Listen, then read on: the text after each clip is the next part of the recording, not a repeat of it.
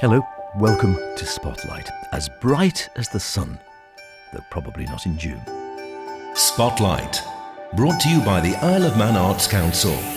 This evening, it's almost that time of year again. One of the island's longest running arts festivals, the Manannan, is back with us at the end of next month with its usual wonderful selection. We hear about a Pride Film Festival in the south of the island. And we're back into the wilds with more from Andy North on his wonderful new Wild Guide to the island's hidden places.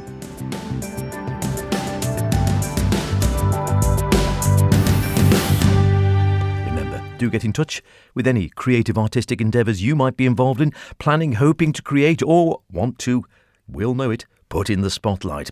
Poetic, theatrical, music, literary, ceramic, sculpture, drag, film, mime, social media, some poetry coming up, all sorts, calligraphy, why not? Loads of others I've forgotten. Main thing is get in contact. Howard Kane at manxradio.com, that's Kane with an E, or just spotlight at manxradio.com. I get them both, I read them all. I will get back to you, no matter what it might be. Be lovely to feature on the programme if you've not been here before, no matter how large or small your artistic endeavour might be. So much great art in a small place. How do we do it? Well, the Manannan Festival at the Aran Arts Centre seems to have been going for as long as I can remember. Not far off, actually. It's coming up to its 50th anniversary next year, I believe that is. If I listed all the incredible names who have featured there over the years, it would take up, well, all of this programme and more. This year's festival is no exception. The usual incredibly wide and varied lineup, and it gets underway at the end of June. Well, I dropped down to the Aran Arts Centre in the sun, I'm pleased to say, to get a preview of this year's fest with artistic director Pip Rolfe. But before we got on to the Manannan Festival itself, I asked Pip about a bit of a catch-up, starting with the current art on display in the gallery. Yeah, we've got a couple of exhibitions in there. We've got another photo exhibition by Vincent Trémaux, who is a French photographer who is the exhibition comes through the One World Centre. It's images of refugees, basically people in exile. But we've also got an exhibition of darkroom created work because we are about to launch our community darkroom as well. Oh, can you tell us more about that? The community darkroom sounds good. Well, we inherited basically a load of darkroom equipment from various places, and there seems to be quite a lot of interest in people wanting to develop their own pictures again, or carry on developing their own pictures. And we've just recently got a little bit of space because we got rid of one of the pianos to Peel Cathedral. So we thought, well, why not put the equipment that we've got to good use? So when we've got a bit of sort of a time gap in the auditorium, we're going to have a pop-up darkroom. People will be able to come and hire it. There'll be a couple of tutors available. Some of the people who are teaching at UCM at the moment are going to come down. So you'll be able to have a tutor and hire the space and develop some pictures. Brilliant. I like the sound of that. Must be unique on the island, I think. I think the launch, is the 30th of May, and basically people will have a chance to come in, look at the space and make a photogram, which is when you put an object on a piece of photographic paper and flash the light and it creates an image. So something we'll be able to generate really quickly and something fun. People can bring a couple of things in and put them on the paper and make a picture. Terrific. And just finally, the bar area, now it's sort of like a little venue in its own right. I know we sang with the shanties there a while back. Has that been a sort of a useful bonus to the centre? Yeah, we have a few events there, and I think that hopefully we that's something I'm looking to really grow. Coming up in there, we've got a couple of poetry gigs, which seem to work really nicely. It's an ideal spot for the poetry. Yeah. Ellie Baker, who has just been there, she's one of the artists who's going to be here for the Manannan Festival exhibition, and has just been part of the 6 Ways of Seeing exhibition at House of Manannan. She's doing painting classes in there as well. And obviously we have the mini musicians classes on Thursday mornings, and the community groups use that space as well, so it's getting pretty well used. But again, as a second venue, it's definitely in development. Excellent. Right, well, you mentioned the Manannan there, and that is coming up rapidly on the rails, one of the island's iconic festivals. was going to put you on the spot and say, do you know when the first one was? Because I can't remember, but it's been going a few years. I think the first one was 1975, because this year should be the 50th, but it's next year because of the ones we lost to COVID. Yeah. It was either 74 or 75. And it's amazing. It's been going all those years. I think started by John and continue over the years. And you only have to look around the walls of the places. The number of, it's like a who's who of classical and jazz players and comedians, God knows what else, who have appeared there over the years. Yeah, absolutely. And hopefully we can continue that tradition and add to it. Well, let's see if we're going to add to it this year, because it looks like a good lineup. Oh, we've got a fantastic lineup. I was just saying to you before we went on air, sometimes when you're in the middle of all the logistics, you don't actually get a chance to stand back and, you know, and marvel at it, really. But so this year we're opening up with Martin Roscoe and Sophie Rosa. Now, Martin, as most people will know, is an incredible pianist. His rendition of Beethoven's C minor sonata last year was one of my, I wouldn't say unexpected, but it absolutely floored everybody when he played a solo recital last year. Sophie is an incredible fiddle player. And it just came about that they've got this beautiful music program of spring and summer music. So they're playing Beethoven's Spring Sonata, Vaughan Williams' Lark Ascending, some Clara Schumann romances, and an Elgar Sonata, and it just seemed like a really lovely way to start the festival. So that's on the Monday the 30th. Obviously there's still tickets available for that. Brilliant, yeah, and a great name, as you say, a great player there. A great start to the festival. Yeah, and I say we're not sure how long Martin will keep on playing professionally for. You know, he said that to me last year, and while we've got a player of that calibre available, you know, he's like a Zen master of piano now. And it's just always such a pleasure to have him here. So Tuesday that's become the sort of new Manx work, original Manx work. Yeah, lovely that. Yeah, it's a great idea. Yeah, which I think going forward is maybe going to be cool. We've just been talking to Brisha Madrell and Ruth Kegan-Gell about it. But I think we're looking to call it maybe Ashlish Noah, which means sort of new vision, new dream. Yeah, sounding good.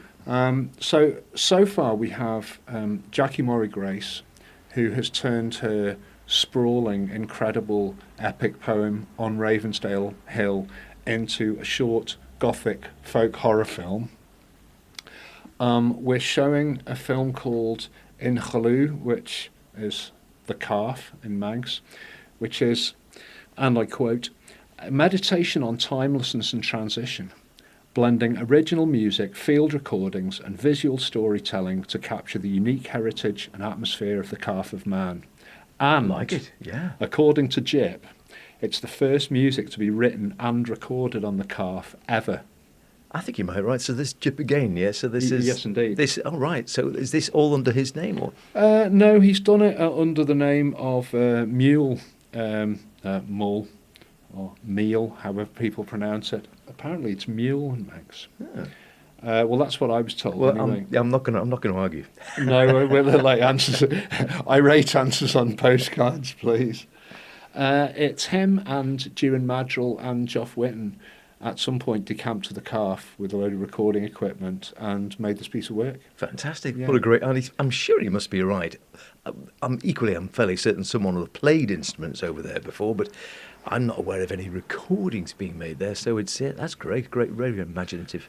And then we are going to have a Q&A with the artists who are providing the exhibition here for the festival. So that's nearly the same lineup as Six Ways of Seeing. I know we've got Ella McGee and Ellie Baker and Onki and Sally, and I think there's somebody else as well. But yeah, so they're going to be talking about their work. And then we have a new piece by Matthew Warren, who's basically a new locally composed work called She Rises Dancing, which uses the acoustics of the Arts Centre to blend spoken word, electronic composition together, and through the acoustic of the concert hall itself. So basically the piece is shaped by the shape and sound of the Arts Centre's auditorium. thinking about the ideas of reverberation and echo and all those sounds that you maybe forget surround you. Yeah. So that's another new original piece of work. Brilliant. It's so imaginative, that. I mean, there's a great mix of stuff there, and Jackie's stuff is always, I mean, quite, whatever she pops in her tea, I don't know, but her imagination is just, makes mine feel positively mundane. And to be able to champion all this sort of new Manx work and new disciplines is like a really lovely thing. And if we can turn that into a thing that happens every year, fantastic. There's always something for everyone at the Manannan. All details online, of course, via the EAC website. Check it out. More from Pip about the second part of Manannan Festival Week here on Spotlight next week. Spotlight, brought to you by the Isle of Man Arts Council. We're staying down south, as it happens, as at the end of June, a Pride Film Festival is taking place at Port St Mary Town Hall. Now, film evenings have been taking place at the Town Hall for some time, but following the demise of the Pride Festival a year or two back, it was decided a Pride Film Festival would be an ideal offering during June this year, which, of course, is Pride Month. Michelle Hayward, yes, that one, but in this case wearing her hat as a member of Port St Mary Business Association, told me more. Well, we've been running a regular film evening down at Portsmouth Town Hall anyway, which is a bit of a different format to your usual cinema format because you pay for your ticket but you bring your own food and drink. And so we've had everything from people turning up with a can of Coke and a packet of crisps to people bringing a full spread, including seafood platters and all sorts of things and bottles, whatever tipple they want. So it's a different format for cinema because you're seated around tables, you can share your food and drink with your friends or make new friends when you're there.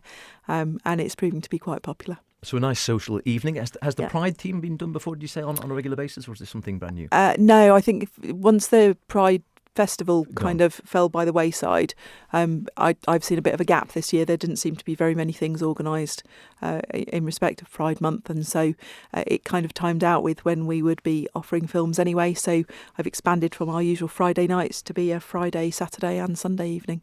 OK, so what will be coming up this year? So we're opening with the film Pride, by coincidence. So that's a really nice, uplifting one. It's a great historical sort of comedy drama, really, and a great feel to it. So was really the one nice. tied up with the miners? It's the one tied up with the lesbian and gay activists raising money to help miners' families during the strikes.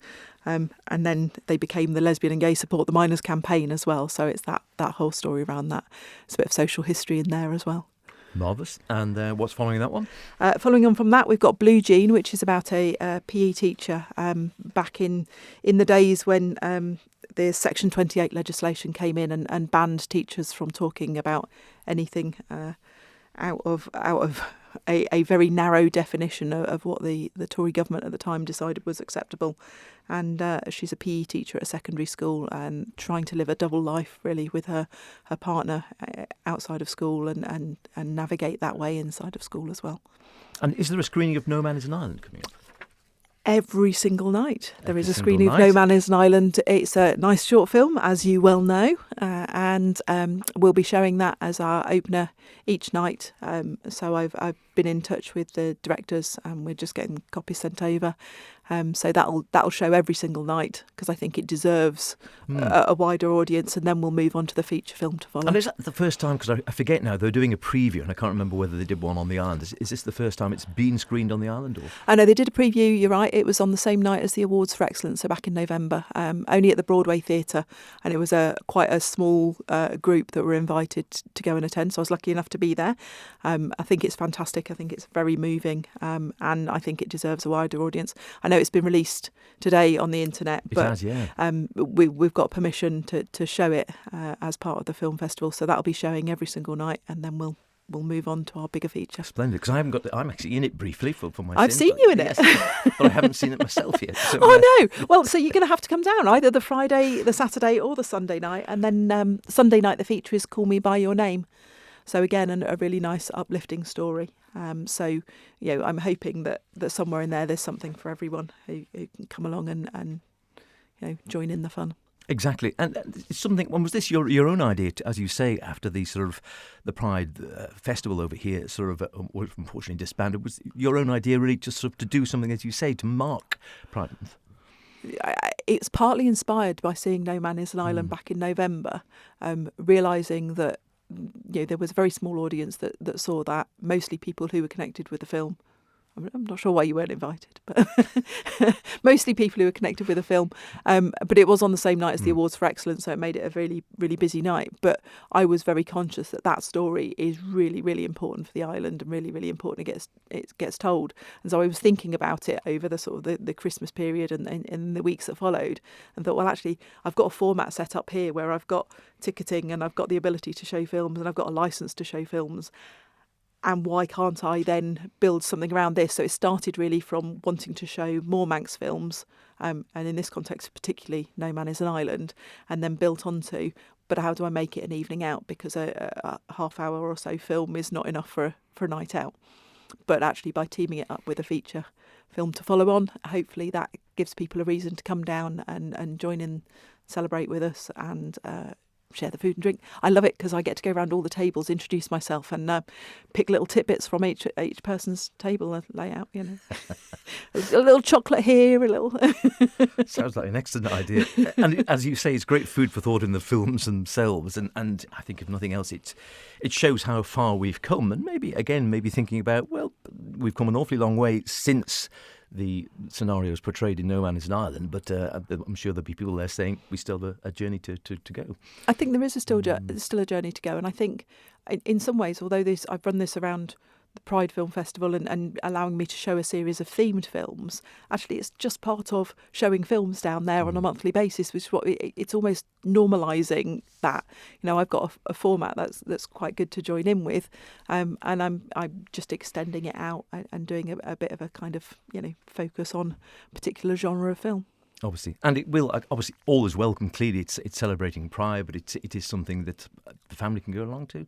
Absolutely, everyone's welcome as long as we hit the age appropriateness. I think they're all fine. So yeah, everyone's welcome down, and welcome people to come down and join in with us. And just give us those dates again, then. And if people are listening to this and thinking, well, how do I book tickets? How do I go along? Okay, so the dates are Friday the 27th of June, which is Pride. Saturday the 28th of June, which is Blue Jean, and Sunday the 29th, which is Call Me By Your Name. You can either go to Ticket Source and click on there and look for Portsmouth Business Association. All three events will come up. Or you can go to the Friday Flicks and Food Facebook page, and they're there on it as events, and the ticket link is on there as well, so you can click on that link through there.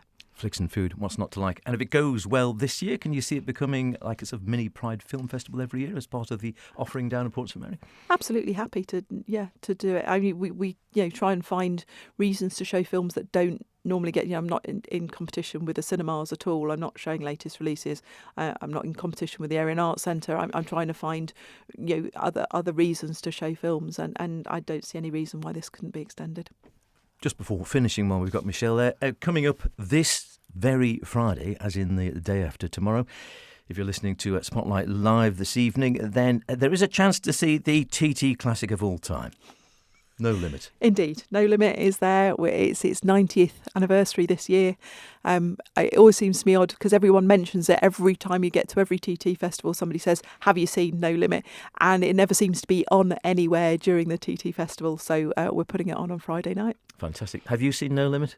I've seen half of it and was rather distracted at the time and then didn't manage to watch all of it. So I'm looking forward to seeing it on Friday night. I'm going to be there watching it. I think I'd watched the bits that involved, because obviously the Mona's Queen ship is in there as a standby for the Manxman, ostensibly, in the film. But I watched it from the historical context of the Mona's Queen being in there, obviously, when I was writing the book about the Mona's Queen. So this kind of comes full circle for me. I get to watch the whole film now. Brilliant. Don't sit in the back row this time. That's the answer. Don't sit in the back row. Okay. I'll make sure I don't. Film and food. What's not to like? The mini Pride Film Festival sounds great, doesn't it? I should try and get along, as I feature in No Man is an Island myself, albeit briefly. And let's hope that Pride Film Festival does become a regular event. As for No Limit, well, this might be your only chance to see it on the big screen this year. Can there be anybody who doesn't love the Shuttleworth snap? So come along and see me riding in the TT races. Easier than hopscotch, breeding all the top-notch chases. I've been riding all my life. I started quite small. I've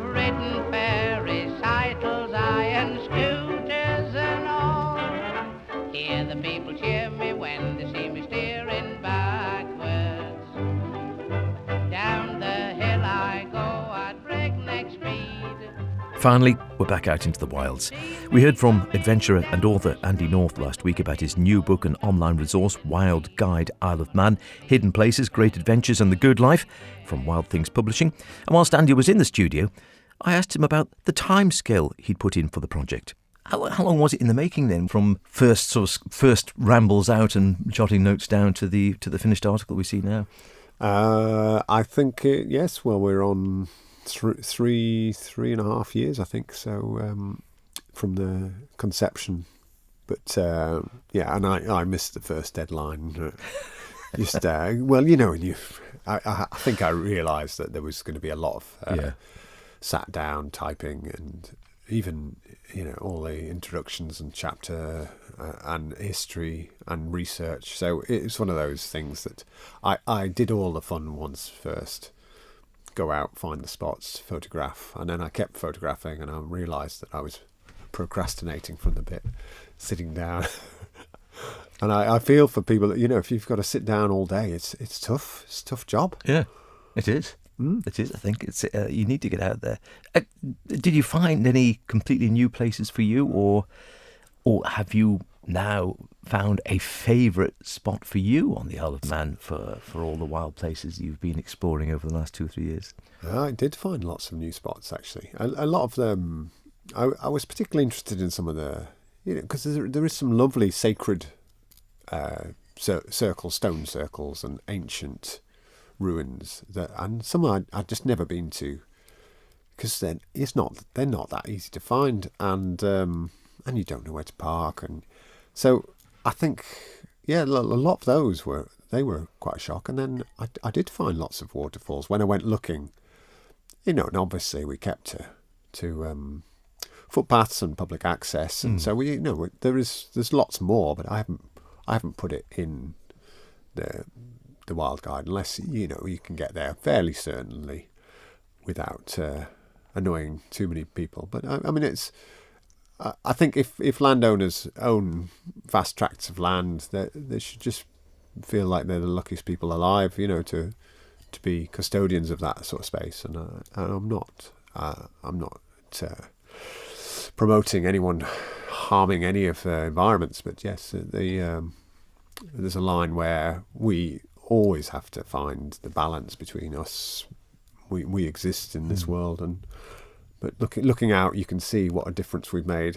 If people like to get hold, it's in digital and hard copy as well. There's even there will be an app coming out shortly as well, so they can download an app for their phone, the Wild Guide Isle of Man. Well, I know it's going to be in lots of local bookshops and lots of the visitor centre, and obviously it's on Amazon and Waterstones and all of those. So, and we're going to run lots of events.